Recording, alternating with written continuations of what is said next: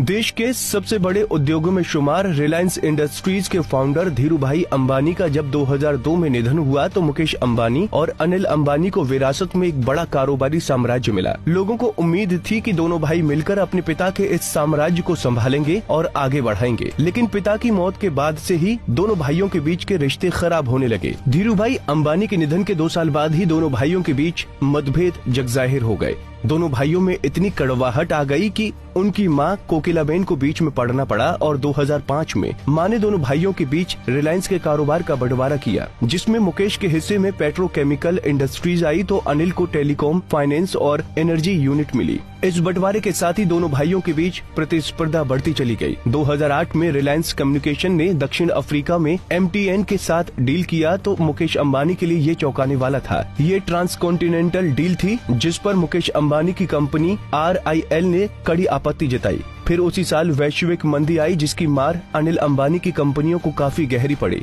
एक अनुमान के मुताबिक इस मंदी में अनिल अंबानी को 31 अरब डॉलर का नुकसान हुआ था। वहीं बंटवारे के वक्त दोनों भाइयों के बीच करार हुआ था कि वो एक दूसरे के कारोबार में नहीं आएंगे। हालांकि ये करार 2010 में खत्म हो गया और उसके तुरंत बाद मुकेश अंबानी ने अगले 7 सालों में टेलीकॉम सेक्टर में 34 अरब डॉलर निवेश करने की घोषणा कर दी और नई कंपनी रिलायंस जियो इन्फोकॉम मार्केट में उतारी। टेलीकॉम इंडस्ट्री में जियो ने आते ही तहलका मचा दिया और 3 साल के भीतर ही उसके 30 करोड़ यूजर्स हो गए। जियो ने 4G के प्राइस वॉर में सबको पीछे छोड़ दिया, जिस वजह से कई टेलीकॉम कंपनियों की तरह अनिल अंबानी के रिलायंस कम्युनिकेशन को भी अपना बोरिया बिस्तर समेटना पड़ा। बंटवारे के 2 साल बाद 2007 में जब मुकेश अंबानी देश के सबसे अमीर शख्स थे तो उस वक्त अनिल अंबानी इस सूची में तीसरे स्थान पर थे। लेकिन अब स्थिति काफी कुछ बदल गई थी। आलम ये था कि अनिल अंबानी जिस कारोबार में हाथ लगा रहे थे वहाँ उन्हें निराशा मिल रही थी। वहीं दूसरी तरफ मुकेश अंबानी संभल कर कदम रखते हुए सफलता पर सफलता हासिल कर रहे थे। आज मुकेश अंबानी दुनिया के सबसे अमीर शख्सों में से एक हैं। वहीं अनिल अंबानी पर 45,000 करोड़ के कर्ज और मुकदमों का पहाड़ है। हालांकि 1.5 दशक पहले आई दोनों भाइयों के बीच की दरार अब भरती दिख रही है। अभी हाल ही में बीते साल की शुरुआत में अनिल अंबानी पर स्वीडन की कंपनी एरिक्सन ने 550 करोड़ रुपए चुकाने को कहा था। कोर्ट के आदेश के मुताबिक अगर वो ये बकाया रकम नहीं चुकाते तो उन्हें जेल जाना पड़ता है। ऐसे में बड़े भाई मुकेश उनके लिए संकट मोचक बनकर आए और बकाया रकम चुकाते हुए अनिल को जेल जाने से बचा लिया।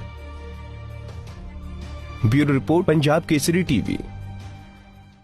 हमसे जुड़े रहने के लिए हमारे YouTube चैनल को सब्सक्राइब करें और नई वीडियो की नोटिफिकेशन के लिए बेल आइकॉन को दबाएं। अगर आप ये वीडियो Facebook पर देख रहे हैं तो लाइक जरूर करें और ज्यादा से ज्यादा शेयर करें। धन्यवाद।